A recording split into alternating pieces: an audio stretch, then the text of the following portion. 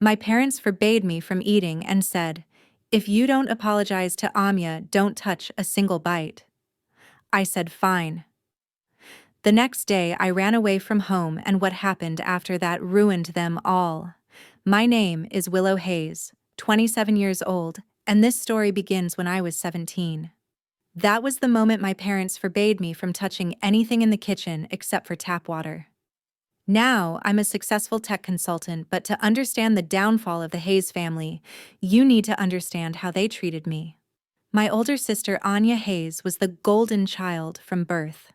She was granted absolute favoritism given a used Mercedes on her 16th birthday, while I had to work side gigs to buy a 200,000-mile Honda Civic. My father and my mother always mocked my work fixing computers and my coding projects as worthless grunt labor.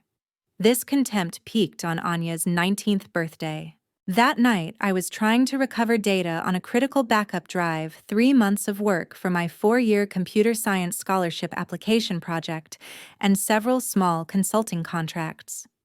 Anya burst in demanding my computer immediately to post her photos. When I refused because I was in the middle of a delicate recovery process, she snatched the hard drive and smashed it onto the tiled floor in a jealous rage. I heard the familiar crack, and seconds later my parents walked in. They only saw Anya hysterically crying about me, laying hands on her, completely ignoring the useless drive on the floor. "If you don't apologize to Anya for hurting her, don't touch a single bite of food in this house, Willow." My father ordered, his voice thick with anger.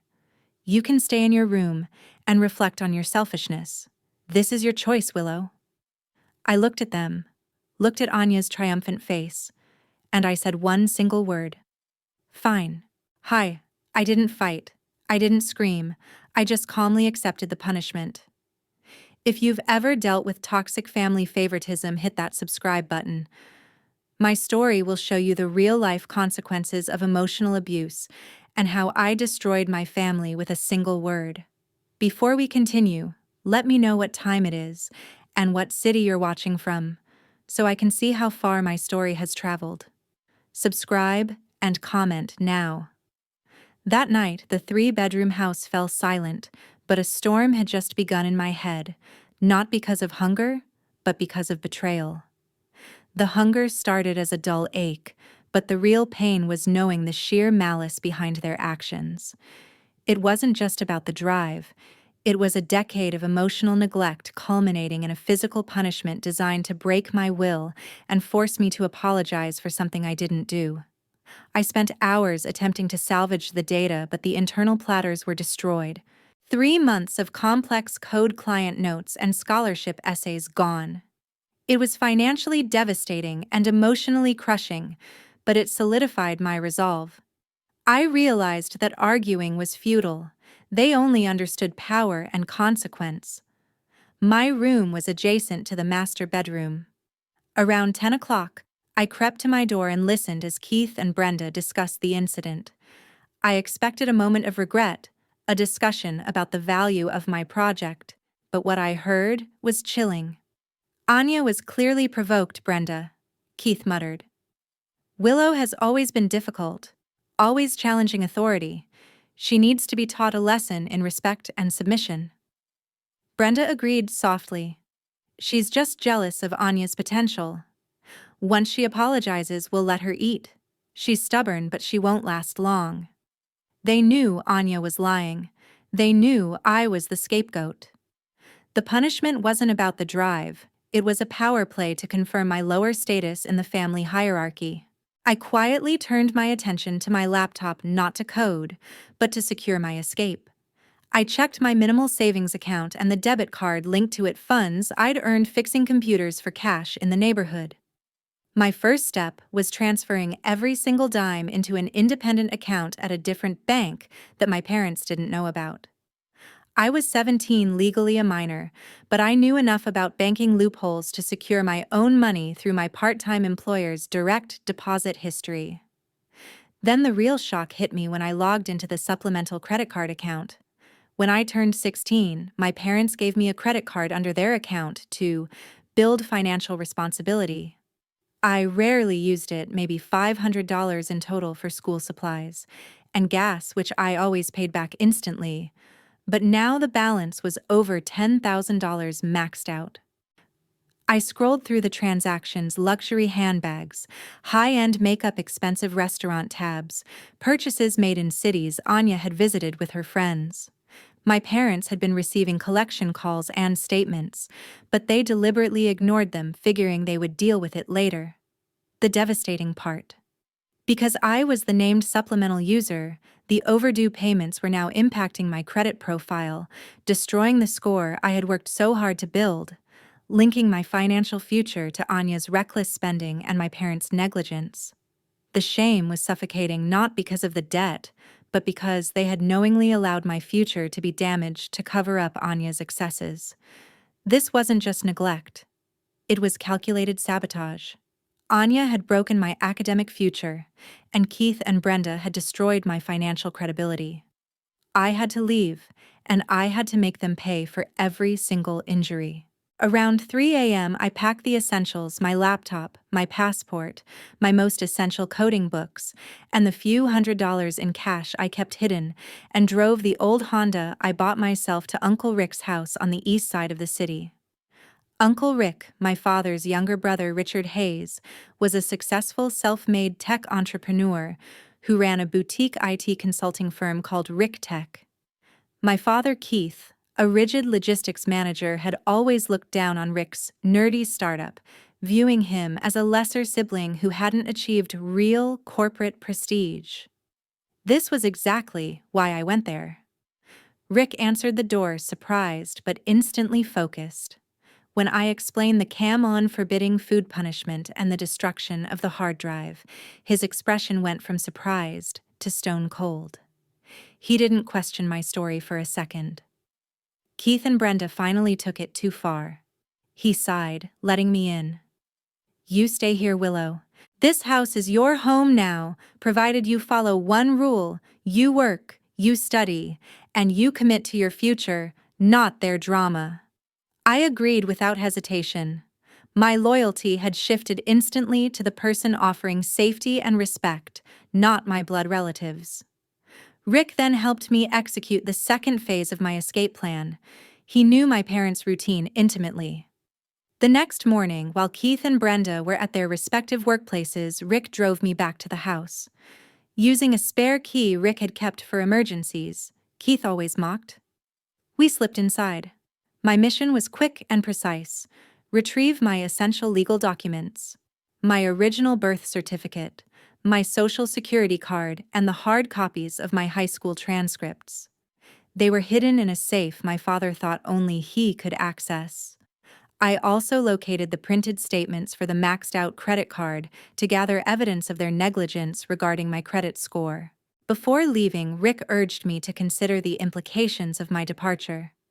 "Your father believes he is indispensable at that logistics company. He relies on outdated systems that he refuses to upgrade." Rick explained, his eyes sharp. "I've been quietly analyzing the industry and buying up small shares in distressed companies in that sector, including his. I foresee systemic failure, Willow. You have the skills to fix it, and when he falls, you'll be on the rise." This knowledge felt like a weapon, giving my success a double meaning. I left a final message on the kitchen counter, a short typed note taped over the spot where the smashed hard drive had been.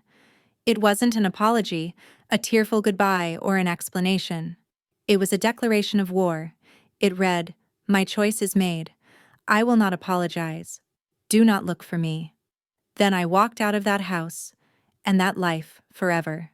The work at RickTech was unlike anything I had ever experienced at home, where my value was always measured by my obedience and my willingness to cater to Anya's whims. Here, my value was measured by lines of code, systems fixed, and client satisfaction.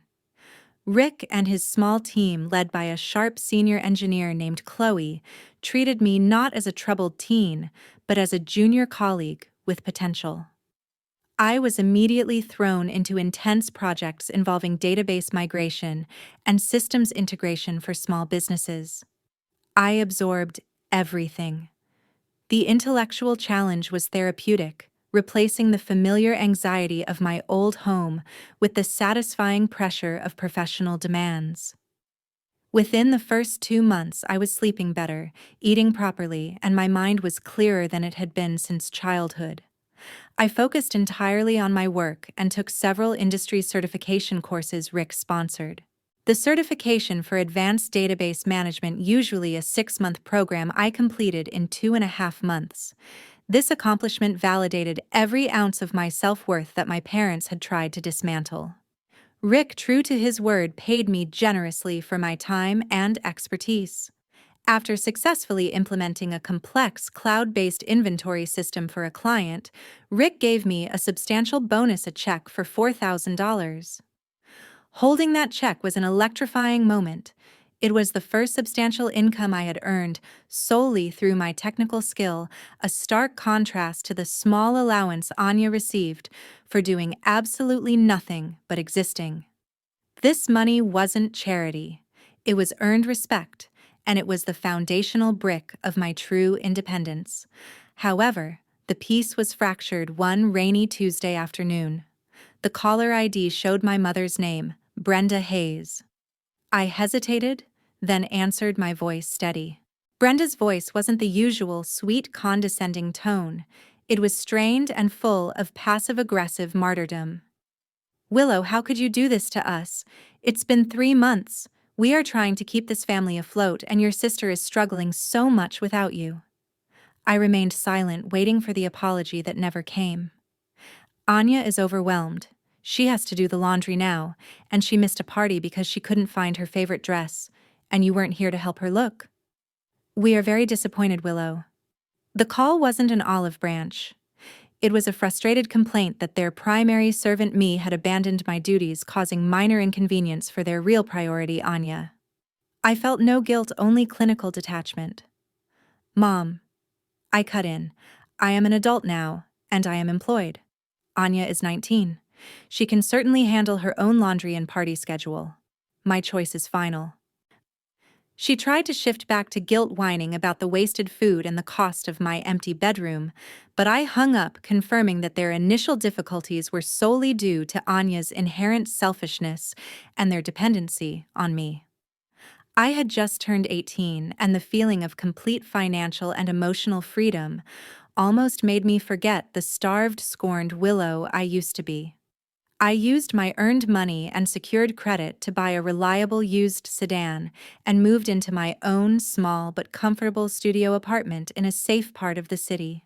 I was building my credit score back up meticulously, cleaning up the mess Anya and my parents had left behind. My new life was disrupted a month later when Keith and Brenda showed up unannounced at the RICTech office. They somehow tracked me down, likely through a frustrated relative. RICTech was located in a sleek, glass-fronted building, a stark contrast to the dusty warehouse office where Keith worked. They looked completely out of place in their slightly dated formal clothes among the young, casually dressed developers. They cornered me in the lobby, demanding I return home immediately. "We have the annual family reunion next month," Keith announced, his chest puffed out. "You need to be there. It's embarrassing for the family when people ask where you are. You must maintain family unity, Willow." I looked at their strained faces. It wasn't about me. It was about their reputation. I calmly asked Rick to step away, then faced them. "My credit score was ruined by your negligence, and I was physically starved in your house. What reputation are you trying to protect, Dad?" The word starved hit them, but Keith quickly recovered with a sneer. "That's why you need to come back, Willow. This little office isn't real. It's a stepping stone. A proper young woman needs a foundation, not a hipster startup gig." It was the ultimate dismissal of my hard work and the respect I earned. This was my opportunity. I pulled out my laptop and brought up a spreadsheet. "Dad, I need to talk to you about the company you manage." I didn't mince words. "Based on publicly available freight data and internal operational leaks from your competitors, I analyzed the architecture of your current logistics management system. It's a disaster waiting to happen. The old server cluster you're running will fail under the new volume demands this quarter. You are facing a $25 million loss if you don't patch the SQL injection vulnerability I found. I laid out the data charts projections and a clear path to mitigation on my screen. I was offering him a free multi-million-dollar consultation to save his job and his reputation. Keith barely glanced at the screen. He burst into a fit of arrogant laughter. You think your little video game code is smarter than my 20 years of management experience. You're a code monkey with delusions of grandeur, Willow. Stick to fixing broken motherboards and let the real adults handle the real money. He gathered Brenda and stormed out, declaring I was still grounded until I apologized. His outright rejection of my skill, the thing that gave me my new value, sealed his fate, confirming my belief that they were beyond saving. Only 2 weeks after the confrontation with my father, Keith, everything began to unravel faster than any corrupted code I had ever had to fix. The universe seemed to agree with my assessment of the Hayes family's impending doom. First, the Anya crisis hit the Hayes household like a financial hurricane. She was arrested for felony credit card fraud.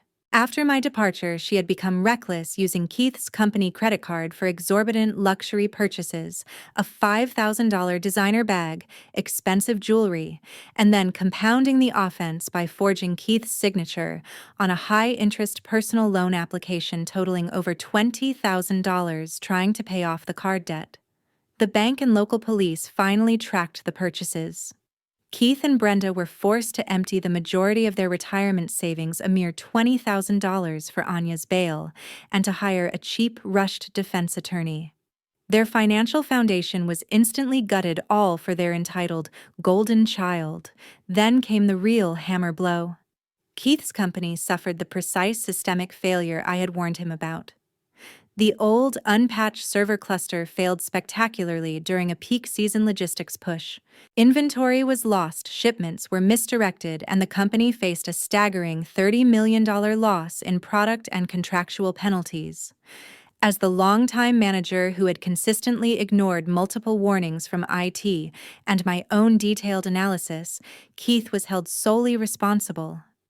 He was fired on the spot with no severance package and a damaged professional reputation that made finding another high-level management job virtually impossible in the competitive market.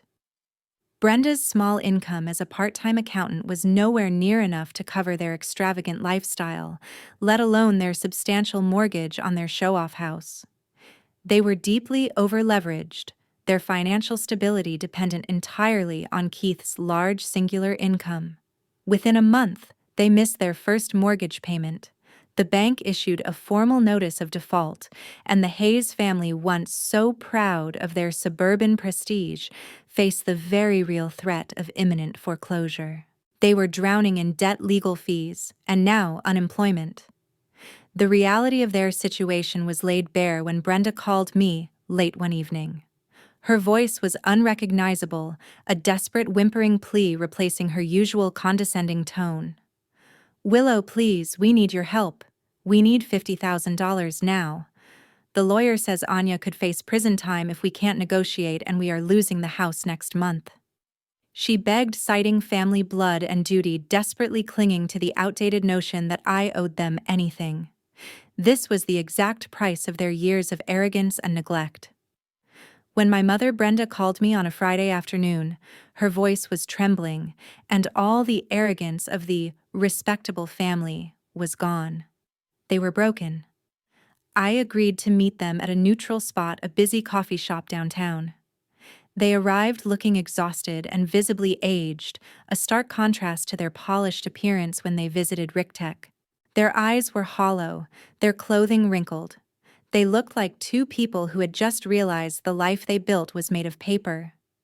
Keith immediately launched into a speech about how I had a moral obligation to help them because I was now financially stable, referencing my car and apartment. "We are your parents, Willow. We sacrificed for you. You owe us this chance to save Anya and the house." I let him finish, remaining perfectly composed. When he concluded, I didn't raise my voice. I simply stated facts. You sacrificed for Anya. You starved me and ruined my credit score to protect her recklessness. You took away a 4-year scholarship opportunity. My financial stability is the direct result of escaping your abuse, not your investment. I firmly refused the $50,000. I will not financially enable Anya's criminal behavior or bail out the consequences of your decades of poor parenting. Brenda started to cry, grasping my hand, saying they didn't know how bad things were, that they only wanted the best for both of us. This was the moment for the final brutal truth. I pulled out a small encrypted thumb drive and placed it on the table. You wanted the best for Anya. You wanted to protect her reputation. Let me show you what she did to me and to you. I revealed the findings from the secondary encrypted folder I had recovered before leaving home, the one from my smashed hard drive. Anya didn't just smash my drive out of spite. She was trying to hide evidence. I found proof that she had secretly accessed my previous consulting notes and sold client data, simple user demographics, and contact lists to a known data broker to fund her early shopping sprees. This act not only destroyed my academic project, but violated the non-disclosure agreements with one of my early clients, causing me legal trouble you conveniently ignored. Keith was pale, but he tried to defend her. She's just a child. She made a mistake. I shook my head, my voice firm. No, the data she stole and sold included information related to your company's old client base, which she likely gained from looking over your shoulder. When I exposed the vulnerability in your system, Dad, she knew exactly how to monetize it without knowing the true cost. Her actions are not an isolated mistake. They are a pattern of calculated self-serving destruction. The silence was deafening as the weight of Anya's calculated malice, not just towards me, but towards them, sank in. I stood up. My obligation to you ended the moment you chose starvation over justice. I pushed the small flat package I brought toward them. I did bring you a parting gift since you asked for help. After I left the coffee shop and drove away, I didn't feel victorious, just a cold, quiet peace after a storm that had lasted years. I had faced them one last time, delivered the undeniable truth, and walked away unscathed. I had used their own tactics, cold calculation, and financial leverage to secure my freedom permanently. I knew what was in the package I left them. The Chapter 7, Personal Bankruptcy Filing Guide, and the signed legal papers initiating the final foreclosure process on their house. Rick had helped me prepare the documents, knowing that bankruptcy was their only realistic route out of the legal and financial hole they were in, caused by the combined weight of Keith's incompetence and Anya's felonies. The house, which had been the symbol of their arrogance, was swiftly taken back by the bank. Keith and Brenda lost everything they valued: the house, the reputation, and their source of income. They were forced to move into a tiny, dilapidated apartment, their social status completely annihilated. Anya ultimately faced severe probation, massive restitution payments, and a criminal record that would haunt her future employment. The golden child, stripped of her shine, was now a convicted felon, reliant on her broken parents. I took the final definitive step. I blocked their numbers, blocked them on all social media, and changed my mailing address. The relationship was not repaired. It was severed completely and irreversibly. I felt no guilt, only an immense sense of relief and quiet gratitude for my own resilience. I am now a partner at Rick Tech, earning a high 6-figure salary. I have financial security, self-respect, and a family, the chosen family of Rick and Chloe, who value my mind, not my obedience. My parents never tried to contact me again after that final meeting. I believe the shock of the truth about Anya and their own ruined lives finally broke their pride enough to accept the consequences. The lesson I want to share is this: your value is not determined by the people who claim ownership over you. No one, not even your parents, has the right to control your physical well-being or your future through psychological manipulation and starvation. Financial independence is the greatest defense against toxic family dynamics. If you are in a situation where you are being abused or neglected, do not apologize for seeking safety and respect. Do not compromise your self-worth for family unity. Sometimes the only way to save yourself is to let the people who hurt you face the real brutal consequences of their own choices.